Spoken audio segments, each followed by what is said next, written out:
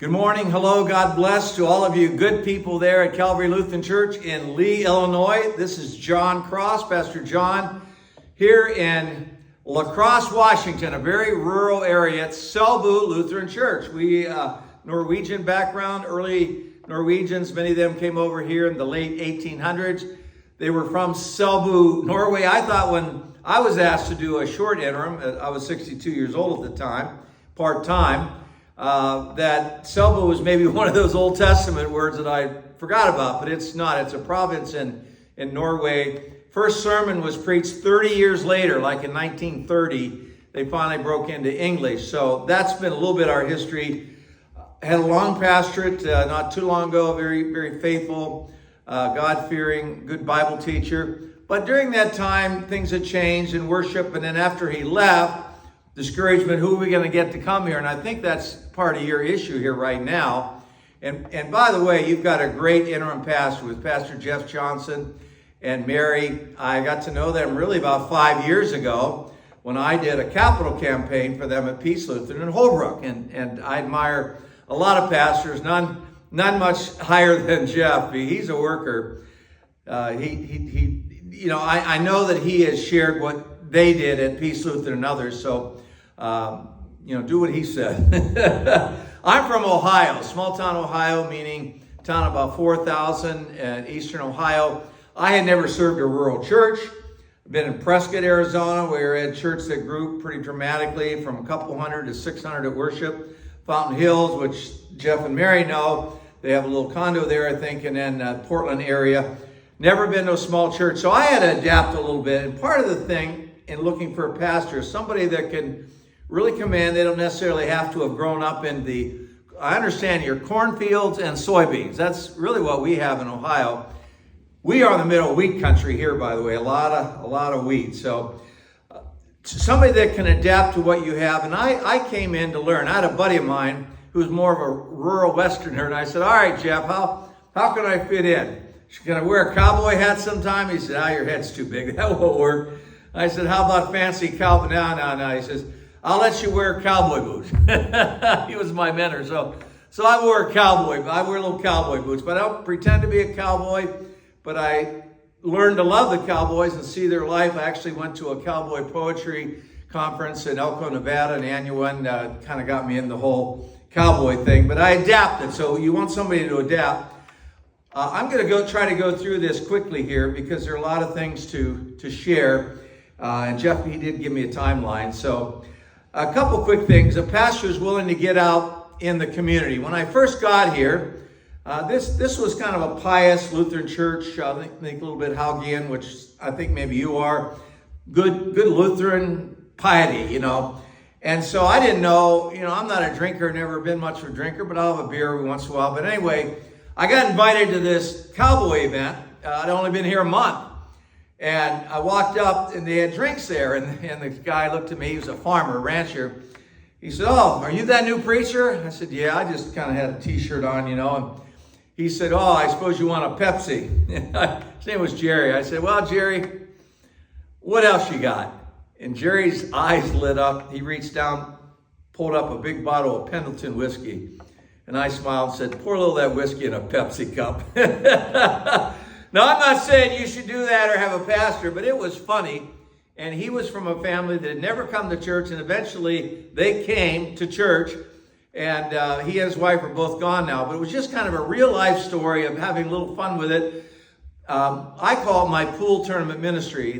4, 5, 7 times a year at the local bar, we have a pool tournament. I have 60, 80, 90 people there.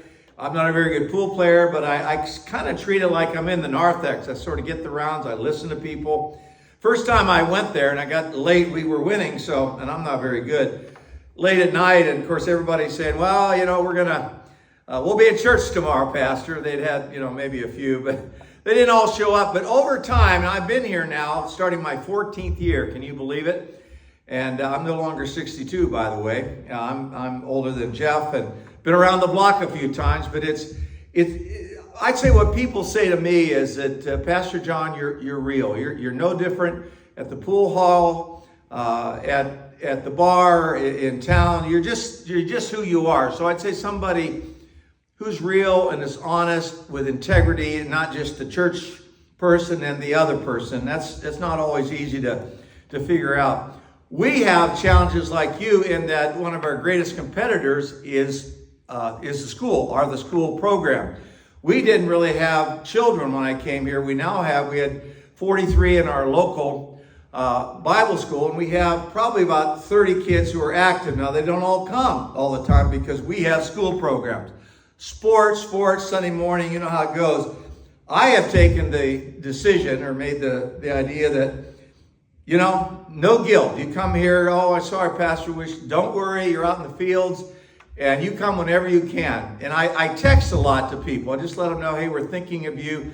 And our online now, my granddaughter told me how to take our Selbu Spirit, which is our weekly newsletter, which I do, and send it through text message. So I'll send it out and shows you some clicks or some links from other services. So that's been a good thing. The online thing, real, out there in the community is great. Capital campaign. When I came here, they said, oh, we need a new roof. It's going to cost $42,000. I said, how much you have in the bank? They said about 20. Well, I had done capital campaigns for about 15 years. So I very humbly went into this. They thought, well, maybe Pastor will raise 20 or 30. We raised $160,000. And that whole thing became huge because, as the Bible says, for where your treasure is, your heart will follow. And we found that as people led with their treasure, their heart followed. They felt more connected. I have done another campaign, and we raised another $140,000.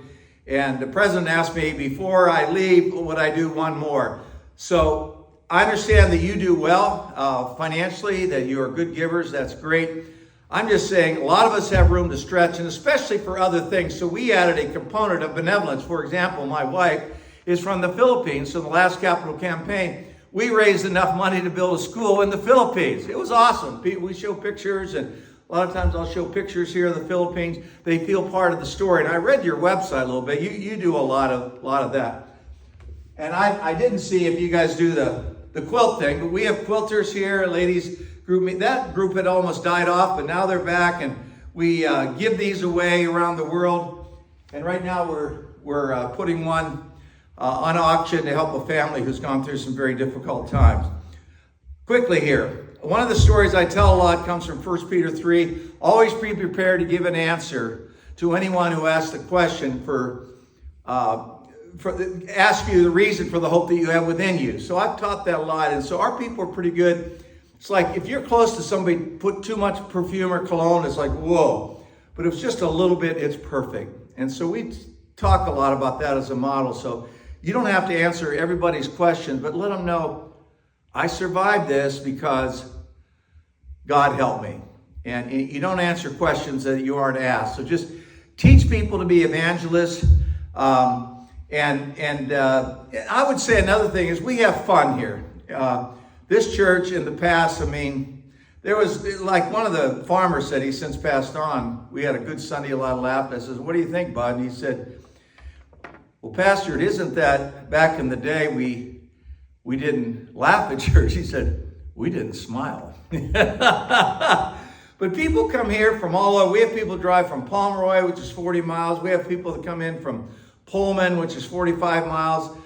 We are very small. Hay is 8 miles away. It has 12 people. Dusty is 10 miles away, has 17 people. And La Crosse has 150. That's our group. So we have a lot of farm families, but it's a fun event. We have fun, humor, no guilt for people coming in. Somebody involved in the community out there. I think your pastor should be able to do that. So just wrapping up, I want to wish you well. It's a good thing. It's a lot of faith. You won't have just every pastor in the world to think about, but I know with the LCMC, you'll put some things out, and you call committee have already been working on that. But when you bring somebody in, my suggestion is make sure you do your best. Do your best vetting. Make sure they are who they say they are. Talk to people. Talk to folks who have been in their churches they've served, and go from there. Online is good. Bible studies are good. We have a farmer I said, I'm pretty busy, so he started his own Bible study. And finally, our Sunday school has been huge. We went from really nothing to 20, 30 kids. We have about 15 new families who are young. Why? Well, we have There's my timer, Jeff. I'm done.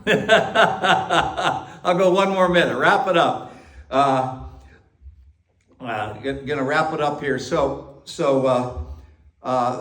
That's just a part of the story. So we try to be that kind of a church. I'm looking at my notes here. That's pretty much what I want to say. But I was just saying, good luck to you. God bless you. Just keep praying. You want to be very prayerful about this. Involve your people. I know you call committee. You're letting folks know. You'll be interviewing people. I really pray for you during this. But accept the person for who he or she is. And I think being connected to the community is important. We also have a parsonage like you do. It's right next door. I was one who said, I'm never going to serve a small church. I'm never going to go to a church with a parsonage. And I'm sure never going to go to a church with a parsonage right next to the church. Well, I did all that. And I was only going to stay here for 6 months because I'd gone through a divorce. I went on a long bike trip across the country twice. Was kind of getting my footing and go back into consulting. And now I'm starting my 14th year. And people will say, we love our Pastor John. They're proud of me. I'm proud of them. I highlight what they can do, make everybody feel welcome, even if they can't come. A little bit of perfume. Always be prepared to give an answer. Thank you for this opportunity. God bless you. Jeff and Mary, all the best to you. I just think the world of both of you. Your call committee, I saw you online, so I know you've got a good group there. There is hope. You're never going to get back to the heyday with hundreds of kids in Sunday school, but with the Holy Spirit, you're going to do just great. God bless and thank you.